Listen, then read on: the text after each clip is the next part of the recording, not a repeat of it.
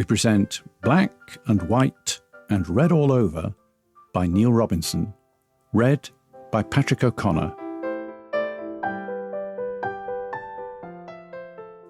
"Was that a badger I just hit?" Will Broxford exclaimed, bringing his car to a juddering halt. He admitted reluctantly to himself, more concerned about possible damage to his new Corolla than to any animal that was unfortunate enough to have crossed his path in the moonlight. He got out of the car, surprised at how much his legs were shaking, and checked it for dents and scrapes. To his relief, he could find none, though he couldn't be completely certain in the dark and would need to inspect it more thoroughly once he reached home. Levering himself back into the vehicle, he was suddenly overcome with a compunction, maybe it was compassion, to go back along the road to find the badger, or whatever it was he had hit, to see if it was still there.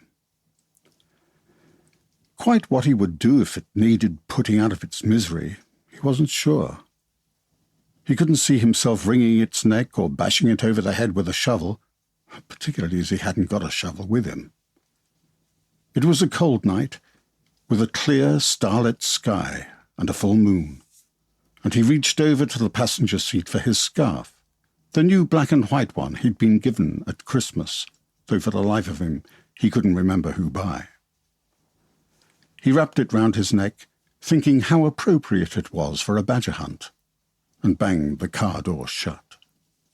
It always surprised him how long it took a vehicle to stop once you'd hit the brakes.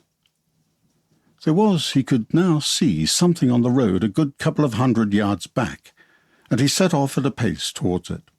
He turned over the events of the evening prior to his mishap, his meeting with his board of governors to discuss the school's imminent inspection, the confidence expressed in him, and the drink, just the one, a small whisky, in the pub afterwards with his chair of governors.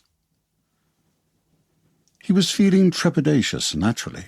There was nothing black and white about Ofsted, but also strangely buoyant, and not just because of the whisky. He reached the place where he'd seen the shape on the road. There was a patch of dark, russet-coloured blood across the tarmac at his feet, sparkling in captured moonlight. The body of whatever creature it was lay half on the road, half against the grass verge. He could see now that it was too big to be a badger, more like a red deer.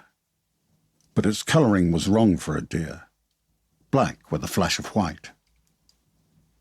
He was about to kneel down for a closer look when some movement on the road ahead caught his eye. He looked back the way he'd just come, towards his car, and blanched. Its interior light was on. He hadn't, he knew, left it like that, and he was certain he'd shut the door, slammed it even. There was no reason for the light to be on. Just the moonlight, he told himself, lighting up the inside. But it didn't look like moonlight. It was yellow, artificial. And then he thought he could see movement in the car, someone in the driver's seat, a head behind the headrest. He scrabbled in his coat pocket for the keys. "Damn you, you bloody idiot!" he chided himself. He'd left them in the ignition. He set off running back towards the car when he heard sirens behind him, and turning, saw in the distance the flashing lights of a police car and ambulance. The police would help him.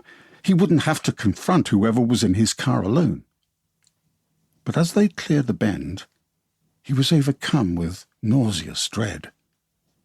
None of this was making any sense. Who, he wondered, had called the police, the ambulance? And why would they respond for just a badger or a deer? And then some intuition, prompted him to look back at his car. It was no longer there. The police car and the ambulance had stopped, blocking the road behind them, and officers and paramedics were standing over the heap on the ground. Will called out to them, pointing frantically to where his car should have been. "So glad you're here," he said. "Someone's just stolen my car." The policeman looked at him disdainfully, almost as if he wasn't there, and carried on talking to one of the paramedics. Did you hear what I said? Will shouted, losing control. My car's been stolen not 5 minutes ago. You have to do something. I'll call it in, the police officer said, pulling his radio out of his pocket. Thank you, Will said. That was something at least. White Corolla, the officer said. 1 occupant, white male, dead at the scene. What? Will stammered. What are you talking about? Of course he's not dead. He's gone off in my car. Wrapped it round the telegraph pole, the policeman continued. Went clean through the windscreen. No seatbelt. Death not immediate, no. Looks like he was able to make the call himself. God knows how. The state of him, poor bugger. Will felt his legs buckle. There was his car not 3 feet away, the front sliced in two by a telegraph pole. Why had he not seen it before now? And how had it got back here? He sank to the ground, next to the body in the road. A face he recognized stared back at him with glassy eyes, its skull crushed flat against the tarmac, like broken eggshell. The hand that had obscured the face from above still held a mobile phone. As the last of his consciousness slipped away, Will caught sight of the badger lying clipped and broken in the undergrowth.